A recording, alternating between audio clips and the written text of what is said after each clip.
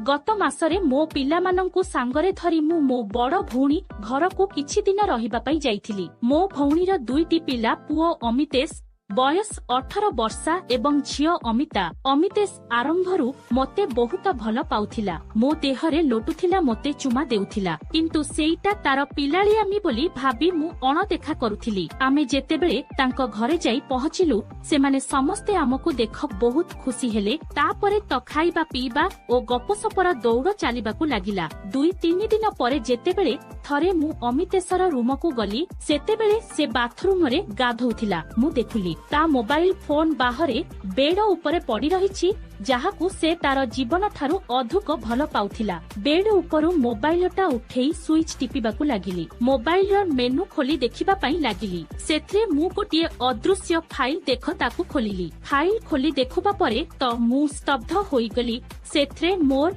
ओ आम सकपर्कीय सहित आहुरी बहुत सुइलोक ओ झियो मानंकर फटा थुला। केउत्रे काहार कमिजी कि ब्लाउज भितरु सेमानंक दूध देखा जाउथला किंबा आहुरी अनेक किछि। मु मो पिलांकु क्षीर खुआइबा बेले देखा जाउथिला मो दूध एवं बाथरूम रे गाधो थिबा बेले मो देहर लंगड़ा फटो थिला। जेतेबेले मु ए सबु देखुथिली सेतेबेले अचानक अमितेश बाथरूम रु आसीगला एवं मो हातरे ता मोबाइल देख मो पाखकु दौड़ी आसी मो हातरु मोबाइल को छापी नै कहिला, माउसी मु तुमकु केते थर कहिछि जे मो मोबाइल रे केही हाथ मारिबाकु मु पसंद करे नाही। मु ओल्टी पड़ी कहिली, अच्छा काहेकि ना ए मोबाइल रे आम समस्तंकर लंगड़ा फटो अछि। एहा सुनी से भाबरे गला। टिकिए रही जाई कहिला, प्लीज माउसी तुमे ए कथा काहारी की कहिबो नाही, नहेले मो उपरे बहुत जोता माद हेबो। तमे तो मोर सबुठारु भल माउसी। मु कहिली, मु भल माउसी सेइथपई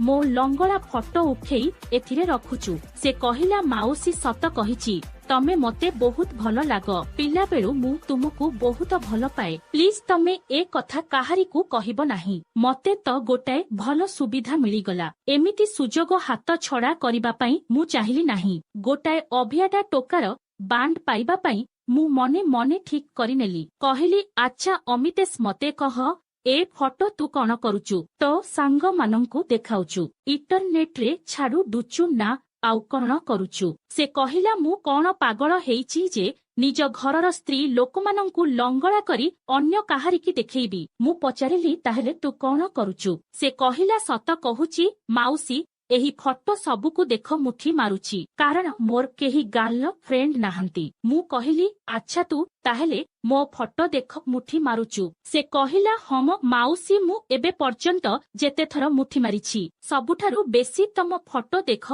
आउ तम कथा भाबी मुठी मारिछि। मु पचारिली, ताहेले कह मोर तते कौन सबु भल लागे? से टिकिए भल करी खोला होई जाई कहिला, तम छाती पेट मुंडर लंबा बाल आउ पिचा मते भल लागे। मु कहिली, छाती माने मो दूध तते भल लागे, हेले सबुठारु बेसी कौन भल लागे? से कहिला, सबुठारु भल लागे तम बड़ बड़ दूध चिकनिया जंघ आउ उच्चा गांडी। मु कहिली, आउ किछि भल लागेनी? से कहिला, आउ कौन? मु ता मुह को चाही मुरुकी हसी कहिली, आउ किछि ना नाही। से लाजेई ता मुह को तळकु पोतिला। मु पुणी पचारिली, अच्छा कुह त तम मोबाइल रे आउ कण कण अछि? मु एहा कहिबा परे से ता मोबाइल रे मे मोर दुईटा भिडियो थुबा देखाइला। गोटाकरे मु जेतेबेले तांको घरकु आसिथुली सेतेबेले बाथरूम रे मोबाइल लुचेई रख मो गाधेइबा अवस्थार पूरा रेकर्डी करिथिला। द्वितीय रेकर्डी थुला मु बेड उपरे सोई मो सान पुओ को दूध पियाइबा समय। दूध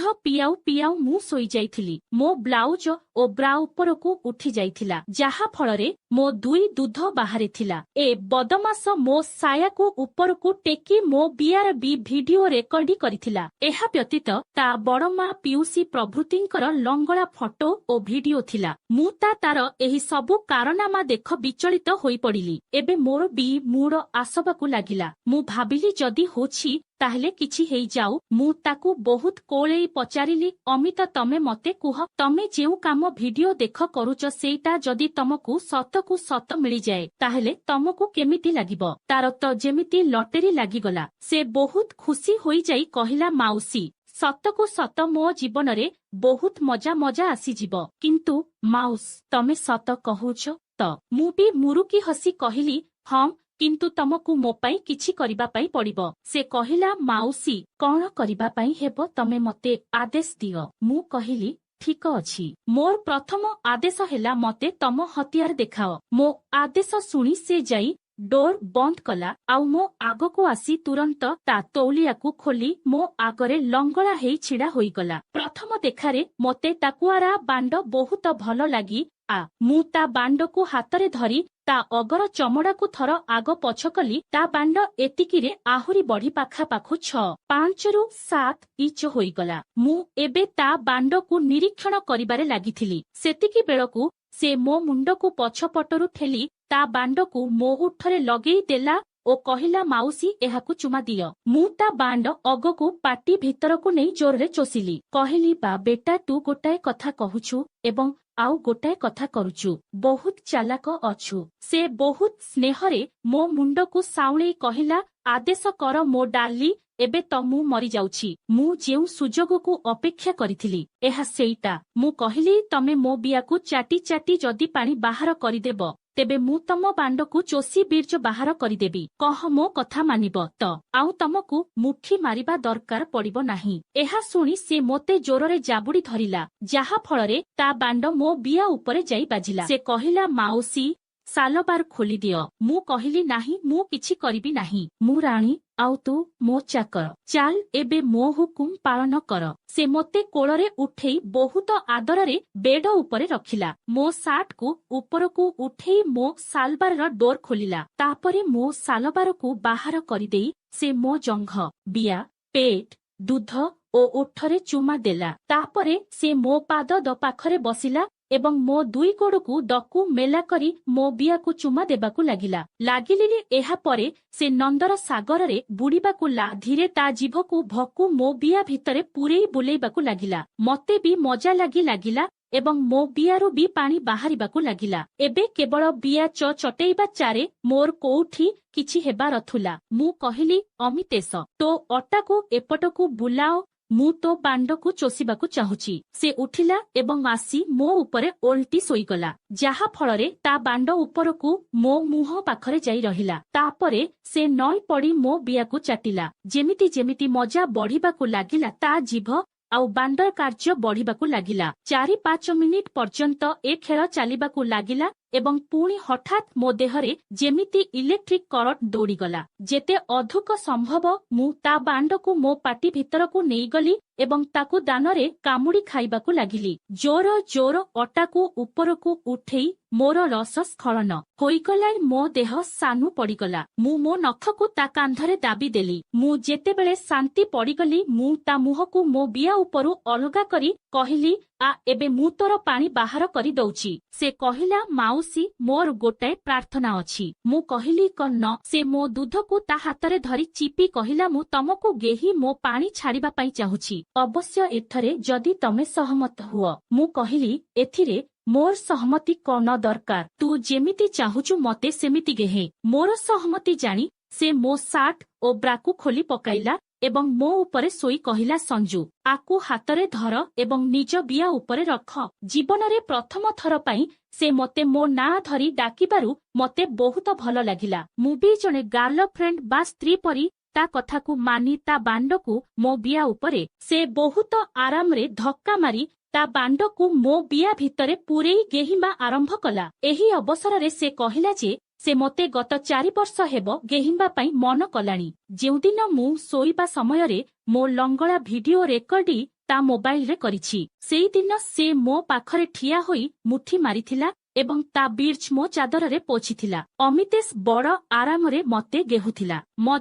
ମଝିରେ ମୋ ସହିତ କଥା ହେଉଥିଲା, ମୋତେ ଚୁମା ଦେଉଥିଲା ଏବଂ ମୋ ଦୁଧରୁ ବାହାରୁଥିବା କ୍ଷୀରକୁ ପିଇ ମୋ ସାରା ଦେହର ମଜା ନେଉଥିଲା। ସେତେବେଳେ ସେ ମୋତେ କହିଲା ଯେ ଏହା ହେଉଛି ତାର ପ୍ରଥମ ଗେହିବା। 7-8 ମିନିଟ୍ର ଆରାମଦାୟକ ନିହାଗେହି ପରେରେ ସେ କହିଲା ମାଉସୀ ମୁଁ ଯଦି ଖରାପ ତମ ପାରିପାଟିରେ ମୋ ବୀର୍ଯ୍ୟ ଛାଡ଼େ ତାହେଲେ ତମକୁ ଖଟ ଲାଗିବ ନାହିଁ ତ?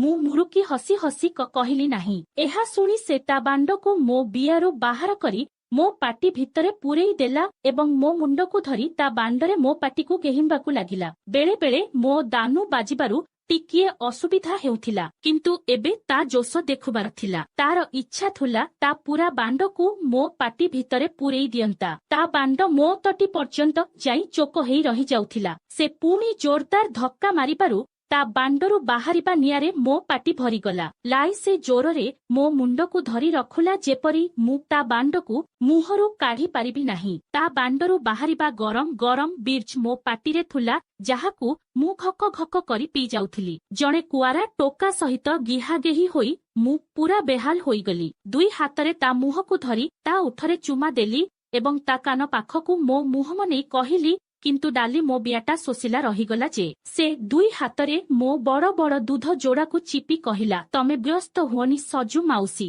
ମୋ ସୁଇଟ୍ ଡାଲି, ଏଇ ସାଙ୍ଗେ ସାଙ୍ଗେ ମୁଁ ତୁମ ବିଆର ଶୋଷ ମଟେଇ ଦଉଚି। ଅମିତ ମୋ ଦୁଇ ଗୋଡ଼କୁ ମେଲା କରିଦେଇ ମୋ ବିଆ ମୁହଁରେ ତା ବାଣ୍ଡ ଅଗକୁ ଲଗେଇ ଦାବିଦେଲା। ତାର ସାମାନ୍ୟ ନରମ ହୋଇ ଯାଇଥିବା ଲମ୍ବା ବାଣ୍ଡଟା ମୋ ଉଦା ବିଆ ଭିତରକୁ ମୂଳ ପର୍ଯ୍ୟନ୍ତ ଗଳିଗଲା। ମୋ ଓଠରେ ଚୁମା ଦେଇ ସେ ଜୋର ଜୋର ଗେହିବାକୁ ଲାଗିଲା। ମୁଁ ମୋ ଦୁଇ ଗୋଡ଼କୁ ତା ଅଟା ଚାରିପଟେ ଗୁଡ଼େଇ ଧରିଲି।